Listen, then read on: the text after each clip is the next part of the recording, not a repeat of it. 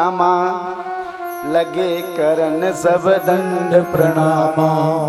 गए परशुराम जी के पास जाते हैं और पिता के समय परशुराम जी मैं फला राजा का पुत्र हूँ, फला देश का राजा हूँ।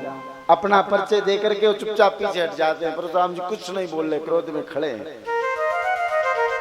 परशुराम जी धीरे धीरे आगे बढ़े और क्रोध में शरीर लाल हो रहा है। राजा जनक ने देखा कि अरे बाबा इतना क्रोध में क्यों आए, क्या किया?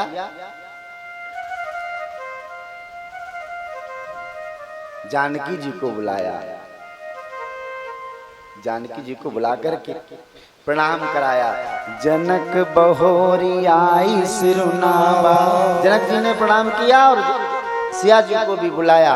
सिया बुलाई प्रणाम करावा। सीता जी को बुला करके प्रणाम किया तो विश्वामित्र जी ने आशीर्वाद दे दिया, सौभाग्यवती भव।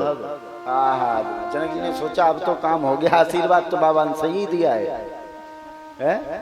सौभाग्यवती भव का आशीर्वाद दे दिया तो कुछ सांसें पड़ी कि अब तो कुछ रक्षा हो ही जाएगी। विश्वामित्र जी ने भी देखा कि परशुराम जी बहुत क्रोध में हैं, तो राम और लक्ष्मण जी को बुला करके विश्वामित्र मिले पुण्य आई, पद सरोजने ले दो भाई। राम जी और लक्ष्मण जी को बुला करके प्रणाम कराया और कहा हे विप्र देवता, ये दोनों राजकुमार राम लखन दशरथ के ढोटा, दीन आशीष देख भल जोटा। और जैसे ही कहा कि ये राजा दशरथ के पुत्र राम और लक्ष्मण हैं, ब्राह्मण देवता इनको आशीर्वाद दीजिए। राम जी की ओर परशुराम जी ने देखा तो इतने सुंदर हैं कि नैन थकते नहीं दर्शन करते, लेकिन वो लीला तो वहां दूसरी करनी है। जनक जी ने कहा हाँ वो तो सब ठीक है। और फिर थोड़ा आगे बढ़े तो देखा कि धनुष दो भागों में टूटा पड़ा है। और जैसे ही देखा कि धनुष दो भागों में टूटा पड़ा है तो परशुराम जी एकदम फिर दोबारा बहुत क्रोधित हुए और कहा जनक, अतिरिस बोले बचन कठोरा, कहू जड़ जनक धनुष के तो। और बाद में बात करूंगा, पहले ये बताओ धनुष किसने तोड़ा है? जल्दी बताओ, ये शिव जी का धनुष किसने तोड़ा है? जल्दी बता दो और नहीं तो तुम्हारी खैर नहीं। बेग बुलाओ मूड़न ते आजू, उलटों में जहां तक तब राजू। जहां तक तुम्हारा राज्य है सारे राज्य को तहस नहस कर दूंगा, इसलिए जल्दी बता दो कि धनुष किसने तोड़ा। परशुराम जी के क्रोध को जब राम जी ने देखा कि ब्राह्मण देवता तो बहुत क्रोधित हैं,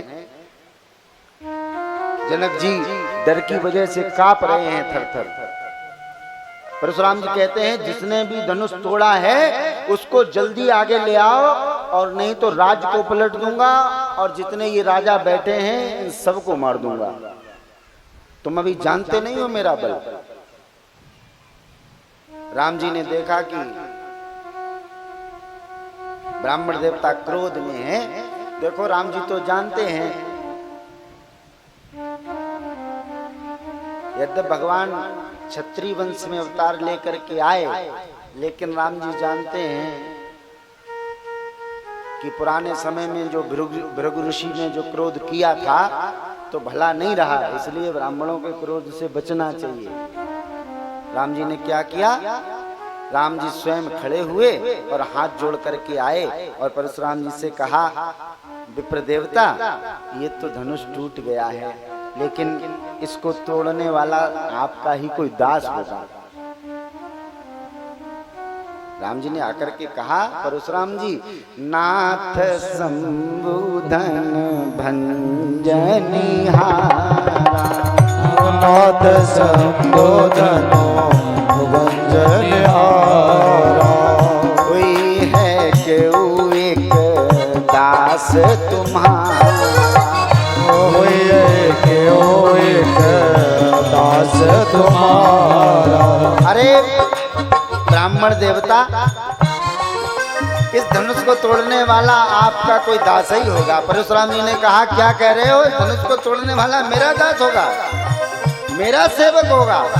ये कोई सेवा का काम है? भगवान शिव के धनुष को तोड़ दिया, किसने तोड़ा बताओ? अरे सेवा कौन करता है पता?